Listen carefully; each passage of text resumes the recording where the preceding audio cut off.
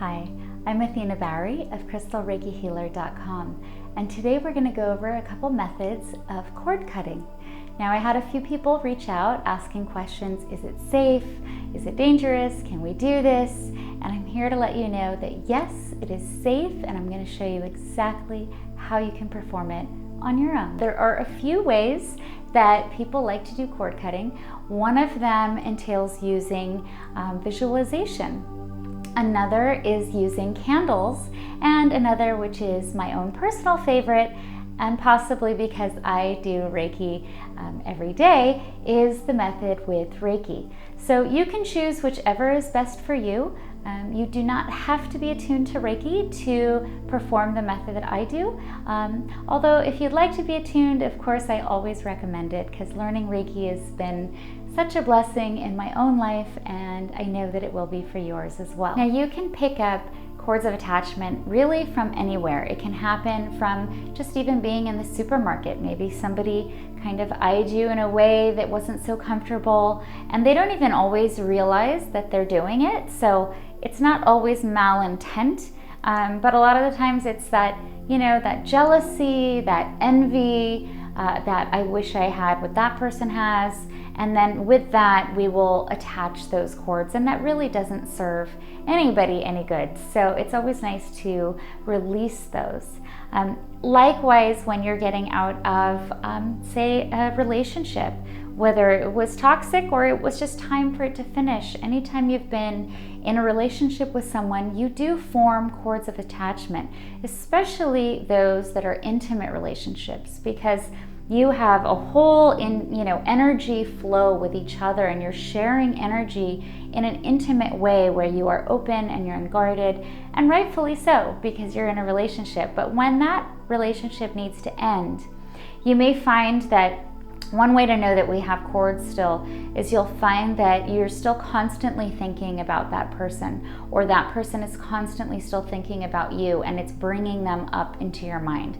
And you're so done and ready to let that go. So doing cord detachment is a really nice way to kind of sever that energy exchange that you have with each other, and really allowing you to move on and to grow on your own paths in your own directions. So anytime you're working with, someone that's, a narcissist or perhaps a toxic partner, it can take a little bit longer, and sometimes you have to keep repeating the cord cutting because, they don't exactly want to let you go so easily. This is also something that happens very often for empaths. We are so open to others' energy, we feel it so much.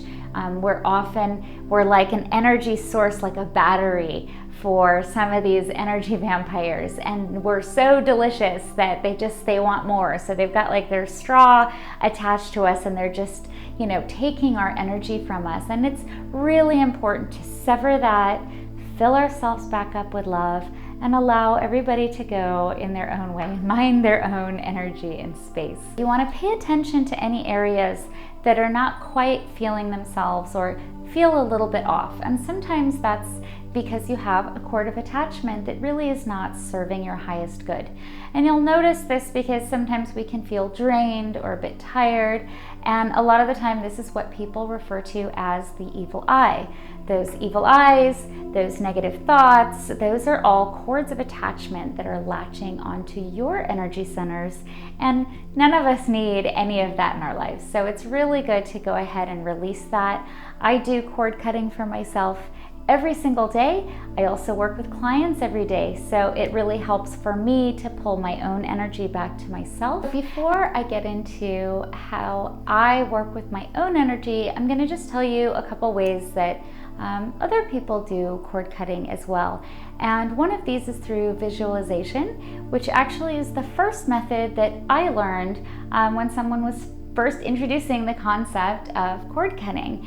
And it was kind of like a rope, or it could be like a twine, it could be like a hose, even like a straw, and in one end it was like a screw, and it would just screw into, your energy centers, whether it's from the front and sometimes from the back as well. So with visualization, you can just visualize reaching into wherever you're feeling that cord and just unscrewing that cord of attachment, and remember to release it with love and kindness. This is a low vibrational feeling, so we want to release that with love and kindness, filling up ourselves with that love and that beautiful energy.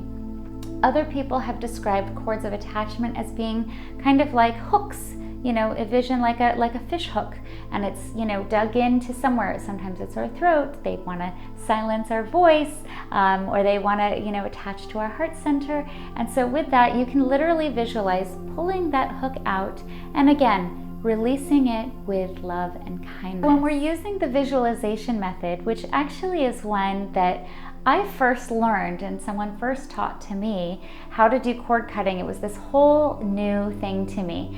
And what is cord cutting? So cords, anytime you have a relationship or an exchange with another person, there's an opportunity there for cords to be exchanged. Sometimes it's yours to theirs, sometimes it's theirs to you. And a lot of the times they will attach to where our chakra centers are. Now, no matter what type of cord that you are sensing, or it's a chain, or it's a rope, or a hose, it's okay. The method of removing is the same. So unscrewing, unhooking, or even just pulling out from you and cutting. 1, 2, 3, and release with love and kindness. This way you are just separating yourselves from them. You're not doing anybody any harm, and you're just calling your energy back to yourself.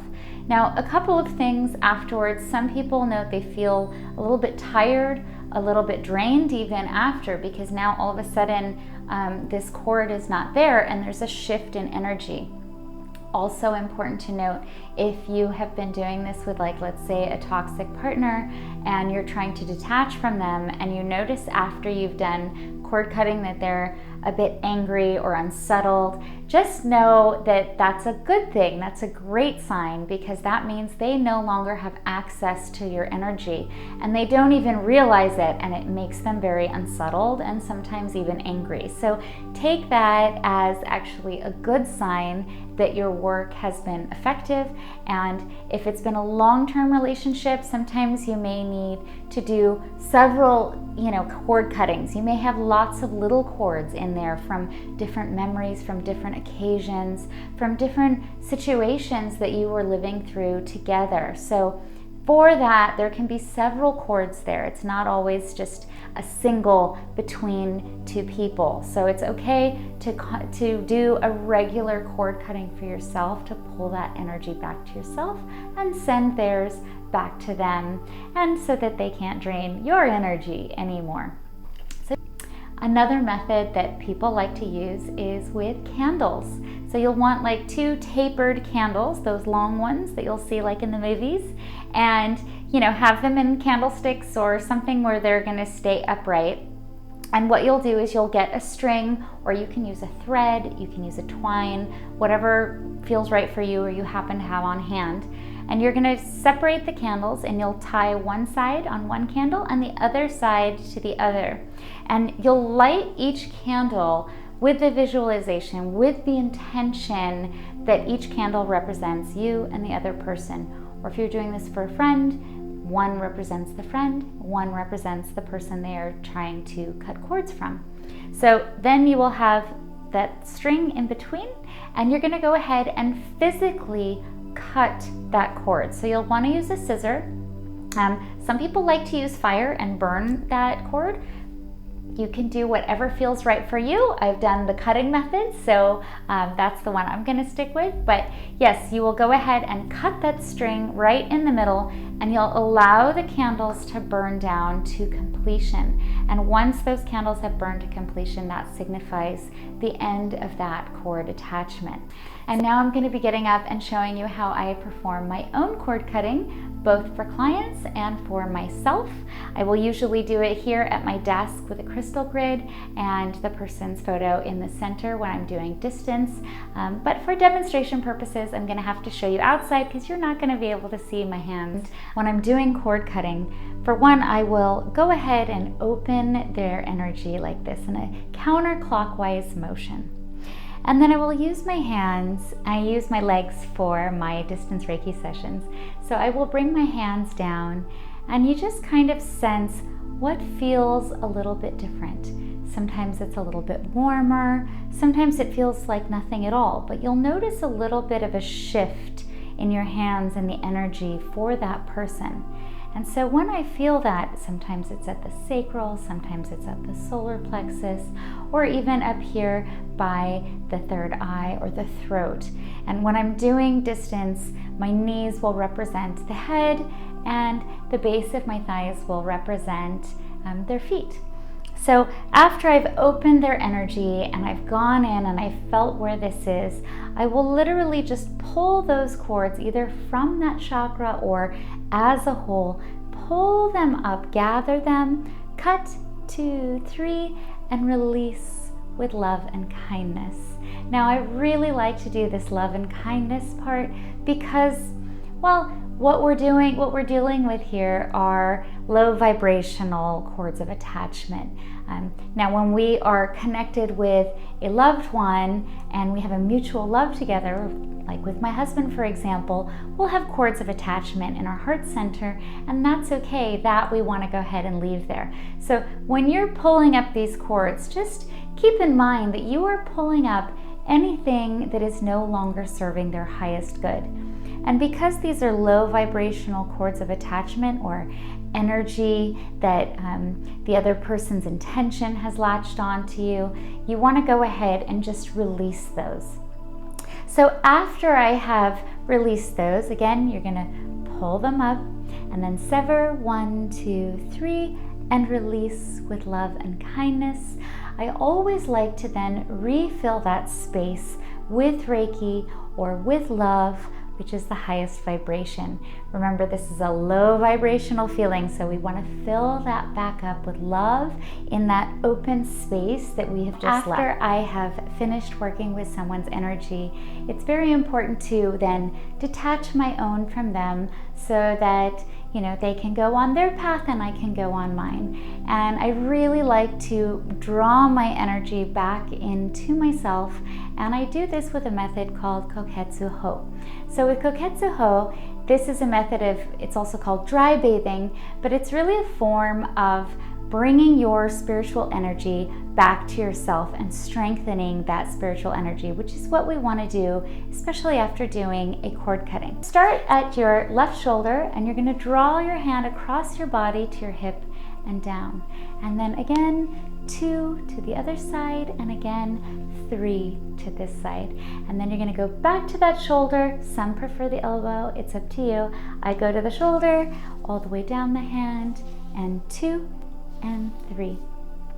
And then we'll do the cord cutting, which is I will pull my hand up behind my crown, grabbing a hold of those cords or pulling those cords, and at the same time I will bend and reach down from my feet and I will pull them together like we're just holding on to a bunch of rope. And then I will cut 1, 2, 3 and send off to love and kindness, and then a moment of gratitude. So again, that is behind the head, up over the crown, at the same time leaning down to your feet, pulling them up, and 1, 2, 3, and love and kindness. Wishing you all a beautiful, magical day, free of energy attachments, free of any dissonant energy, and pulling your energy back to you. Thank you so much for watching. I hope that this has been helpful. I know a lot of you had questions about this. If you still have questions, please go ahead and drop them in comments and let me know.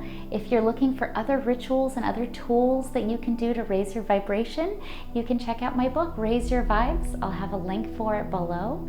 And I just wanted to say thank you so much for those of you that have joined me on this channel. We just hit 1,000 subscribers, and I am just so grateful to be on this journey with you and creating these videos for you. It's really been a joy. So if there's anything you'd like to see next, please go ahead and let me know, whether it's on Instagram, through email, or right here in the comments. I am here to help you for your highest good.